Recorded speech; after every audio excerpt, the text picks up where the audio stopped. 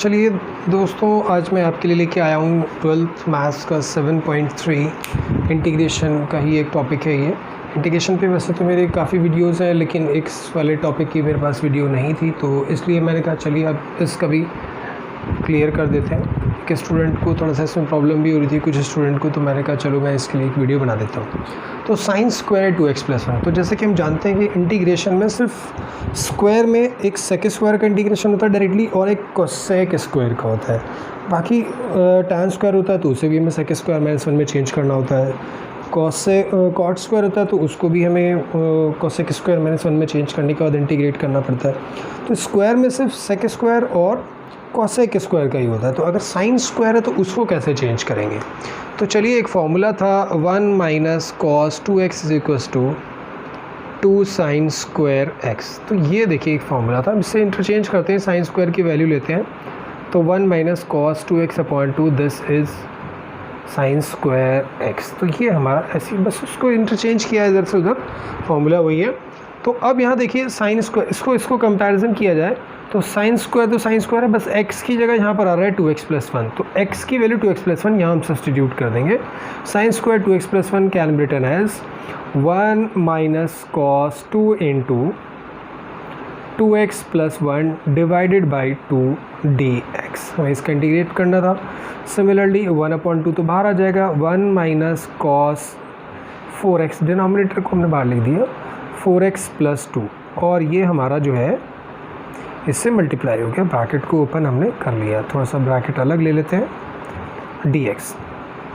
अब हमें अलग अलग कर देते हैं इसको। 1 का इंटीग्रेशन हो गया x, cos का हमें पता ही है, साइन और कोफिशिएंट ऑफ x इज़ 4, वो डिवीज़न में आता है, ये हम पहले ही से जानते हैं। तो ये अब आपको अच्छे से समझ आ गया होगा। तो अब अगर जैसे कि यहाँ क्यूब होता तो क्यूब वाली आइडेंटिटी लगा देते हैं, ठीक है। चलिए अब हम अगला क्वेश्चन करते हैं, एक और एग्जांपल करते हैं ऐसे। अब जैसे कि ये क्वेश्चन है cos क्यूब 3x - 1, ठीक है। तो चलिए अब इसको करने के लिए हम एक फॉर्मूले की ओर बढ़ते हैं। हमने एक 11th क्लास में फॉर्मूला पढ़ा था cos 3x 4 cos cube x - 3 cos x। अगर यहाँ से cos क्यूब की वैल्यू लें तो ये नेगेटिव है, इधर आके पॉजिटिव, और 4 डिवीज़न में आ जाना है, मतलब cos 3x + 3 cos x divided by 4 = cos cube x। तो ये हमने इसको फॉर्मूले को डिराइव किया है, cos क्यूब की वैल्यू निकाली है cos 3x के फॉर्मूला से, बस सिंपल। cos इसको कंपैरिजन किया, इसके कंपैरिजन में हमने देखा कि x है यहाँ पर क्यूब के बाद और यहाँ पर एंगल है 3x - 7, तो मतलब x की जगह 3x - 7 सब्सटीट्यूट कर देना है। तो cos 3 × 3x - 7, मतलब 3 के बाद x है ना, और x की वैल्यू आ रही है 3x - 7 + 3 cos 3x - 7 divided by 4 dx। हम इसको अलग अलग कर सकते हैं। cos ये 4 तो बाहर आ गया, एक हमारे पास ये टर्म है, एक ये टर्म है, cos 9x - 21 + 3 cos 3x - 7। तो ये हो गया हमारा इंटीग्रेशन। इसको नॉर्मल इंटीग्रेट कर देते हैं। cos का डायरेक्टली होता है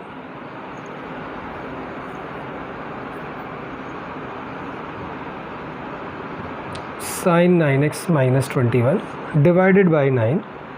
सिमिलरली 3 cos का इंटीग्रेशन तो साइन होता है, 3x - 7 divided by coefficient of x 3 + c, ठीक है। बस आगे इसको सिंप्लीफाई कर देंगे, 3 से 3 कट जाएगा, या 4 को अंदर हम मल्टीप्लाई कर सकते हैं, +c लगाना ज़रूरी है, ये आप जानते हैं, मैंने आपको पहली वीडियो में बताया था। चलिए अब एक और क्वेश्चन करते हैं। अब जैसे कि बहुत ही फेमस क्वेश्चन है, sine raised to the power 4x, तो साइन स्क्वायर ऐसे लिख सकते हैं इसको। तो ये स्क्वायर तो ऐसे ही रहा, अभी हमने फॉर्मूला देखा था कि साइन स्क्वायर को लिख सकते हैं 1 - cos 2x/2। अब ये वो 2 का स्क्वायर तो 4 हो गया, इसमें a - b whole square, a² - 2ab + b²। Is that clear? a - a² - 2ab + b², ये हमने लगा दिया। अब हमने देखा 1 ऐसे ही रहा, 2 cos 2x, अलग अलग इंटीग्रेशन में कर लेते हैं इसको तो ज़्यादा बेटर होगा ताकि समझ। देखो 1/4 सारे सभी के साथ आएगा और ये 2/4 यानी कि 1/2 हो जाएगा dx। भाई ये जब इसके साथ आएगा तो 2 का कैंसिल हो जाना ना, कट हो जाएगा। और ये cos स्क्वायर 2x। तो जैसे कि हमने साइन स्क्वायर का एक फॉर्मूला यूज़ किया था तो ऐसे ही cos स्क्वायर को भी हम इंटरचेंज कर सकते हैं, 1 + cos 2x/2। ठीक है, ये हमारा। तो अब x की जगह यहाँ पर देखो, यहाँ पर x है तो यहाँ हो गया 2x। अगर यहाँ 3x होता तो यहाँ 6, मतलब इसका डबल हो जाए। अभी यहाँ 2x है, इसको कंपेयर करो तो मतलब क्या, ये 1 + cos 4x हो जाएगा। 1 dx half of cos 2x dx plus cos square x, इसको लिखेंगे 1 + cos 4x। देखो ना, x है तो 2x और ये अपॉन 2, तो इसके नीचे अपॉन 2 बाहर ले लेंगे और पहले से ही 4 है, दैट इज़ 8 dx। ठीक है, अब नॉर्मल इंटीग्रेट कर देते हैं इसको। 1/4, 1 का इंटीग्रेशन हो गया x, cos 2x is sin 2x divided by 2। Similarly 1/8 पहले से ही है।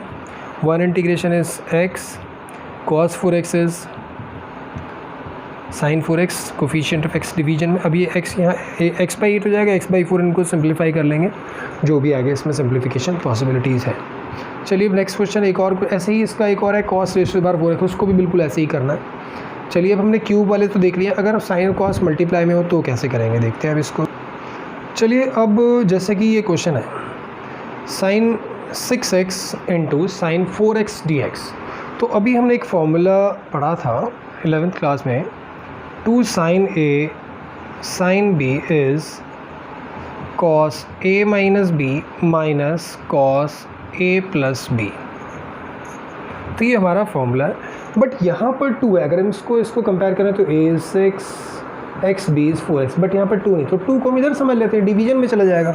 तो मतलब cos 6x cos 4x, अगर हम 2 को हम यहाँ भी ऐसे भी समझ सकते हैं। अब समझ आ गया। तो मतलब क्या है कि 1/2 cos a - b, तो a हो गया 6x, b हो गया 4x, इसमें सब्सटीट्यूट कर देते हैं। 1/2 cos 6x - 4x minus cos 6x + 4x। Further आप सॉल्व कर ही सकते हैं, बस अब इसको नॉर्मल इंटीग्रेट करना है। अभी तो ये और सिंप्लीफाई हुआ, ऐड सब्ट्रैक्ट होगा, cos 2x minus cos 10x। अब हम इसको इंटीग्रेट कर देते हैं। cos 2x is sin 2x/2, cos 10x is sin 10x/10 plus c। ऐसे ही अगर मान लीजिए ये 3 होते हैं, ऐसे ये 4 फार्मूलाज हैं, चारों पे बेस्ड। अगर मान लो ये एक क्वेश्चन और है, sin 2x sin 4x sin 6x dx। अब जैसे कि अब आप कोई से भी 2 ले लो, इसमें कोई से भी 2 पकड़ लो, आप पहले उन 2 को सॉल्व कर लो। फॉर एग्जांपल हम जैसे कि इन दोनों को सॉल्व करना चाहते हैं, तो a ये हो गया, b ये हो गया। तो अभी हम sin 6x को अभी नहीं देखना है, देखना है 1/2 cos a - b। तो 2x - 4x इज -2x आएगा, पर ध्यान रहे cos माइनस का कोई फ़र्क नहीं पड़ता। फिर minus cos this plus this is 6x। तो ये हमारा ब्रैकेट हो गया और आगे हमारा sin 6x dx। तो अब हम इसको इससे भी मल्टीप्लाई करेंगे और इससे भी। ये माइनस है, cos - theta is cos theta, तो ये माइनस कोई कंसिडर नहीं किया जाएगा। ये इससे मल्टीप्लाई हुआ sin 6x cos 2x। अब ये इससे मल्टीप्लाई हुआ sin 6x cos 6x dx। अब इसमें अगेन हम लगा सकते हैं sin a cos b, इसी तरह से जैसे ये sin a cos b होता है, sin a + b sin a - b, उसको आपको डिस्क्रिप्शन में फॉर्मूलाज मिल जाएंगे। और इसी तरह से ये sin a cos b, यहाँ तो a और b तो जब लेते हैं ना जब दोनों अलग अलग हों, ये a है ये b, चाहे a और b से ही कर लो या मत कर लो, वरना इसमें sin theta cos theta sin 2 theta वाला भी अप्लाई कर सकते हैं।